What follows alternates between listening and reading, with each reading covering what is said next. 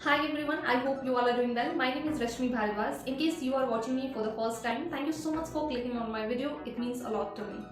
So without any further ado, let's get into the video. आज मैं बात करूंगी BCA ग्रेजुएट्स के लिए क्या क्या करियर स्कोप हो सकता है, गवर्नमेंट सेक्टर में क्या अपॉर्चुनिटीज हैं, प्राइवेट सेक्टर में क्या अपॉर्चुनिटीज हैं, अब्रॉड में अगर जाने की प्लानिंग कर रहे हैं तो वहां पर क्या करियर स्कोप है और सैलरी क्या होगी, ये सारी चीजें मैं डिटेल में बात करूंगी। वीडियो आपके लिए बहुत ज्यादा हेल्पफुल होने वाली है, so please watch till the end this video.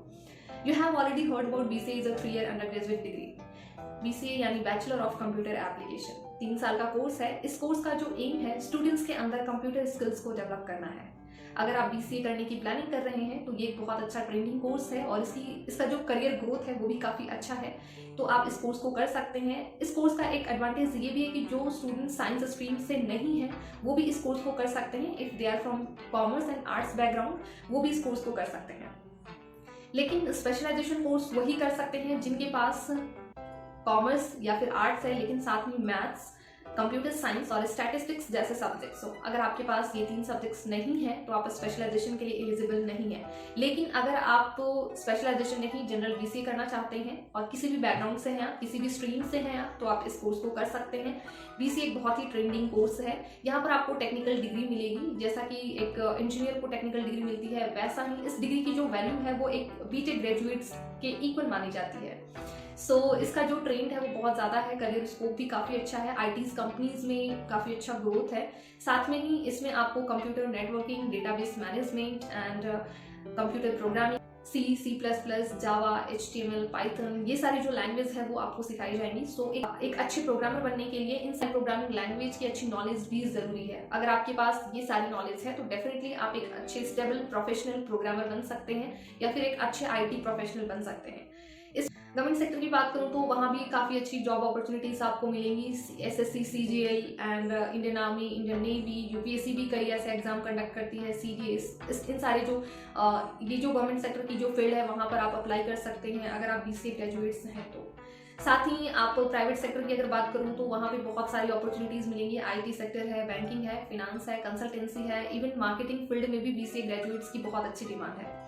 Private sector में तो आपको बहुत अच्छी अच्छी अपॉर्चुनिटीज मिलेंगी, लेकिन अगर आप BCA के बाद गवर्नमेंट सेक्टर की ओर जाना चाहते हैं तो वहाँ भी आपको बहुत अच्छा करियर स्कोप हो सकता है। आप अगर अच्छा डिसाइड करें, सही फील्ड को सेलेक्ट करें तो डेफिनेटली आप एक अच्छे प्रोफेशनल बन सकते हैं। अब्रॉड जाने की अगर आप प्लानिंग कर रहे हैं तो वहाँ पर भी आपको बहुत अच्छी अपॉर्चुनिटीज मिलेंगी। वहाँ एक बेनिफिट ये है कि आप अगर MCA या MBA करने की प्लानिंग कर रहे हैं, पोस्ट ग्रेजुएशन की प्लानिंग कर रहे हैं तो पढ़ाई के साथ साथ आप पार्ट टाइम जॉब के साथ अपनी स्टडी को कंप्लीट कर सकते हैं। लेकिन इंडिया में थोड़ा डिसएडवांटेज ये है कि आप यहाँ पे या तो रेगुलर कर सकते हैं, नॉन रेगुलर कर सकते हैं या फिर आप डिस्टेंस से कर सकते हैं।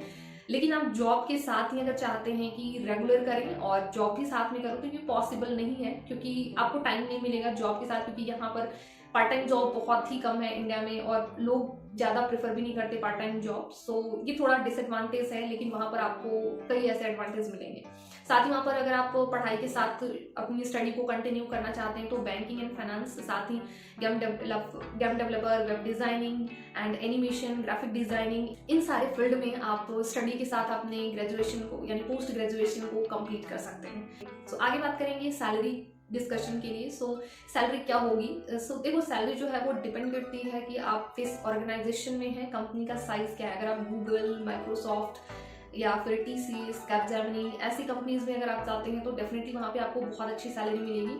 ऐसा नहीं है कि अगर आप फ्रेशर हैं तो आप अर्न करेंगे बहुत अच्छा, लेकिन हाँ, अगर आप फ्रेशर हैं, आपके पास अच्छी स्किल्स है, प्रोग्रामिंग स्किल्स आपकी अच्छी है, इंटरपर्सनल कम्युनिकेशन स्किल्स अच्छी है तो डेफिनेटली आप अच्छा अर्न कर सकते हैं। लेकिन 25 to 35 और अराउंड 40 से ज़्यादा आप अर्न नहीं करेंगे। फ्रेशर के लिए 40 तो बहुत ज़्यादा है, अराउंड 15 होती है, 15 स्टार्टिंग एवरेज सैलरी होती है। और अगर आपकी स्किल्स बहुत अच्छी है तो आप अर्न कर सकते हैं 20 to 25 और 30।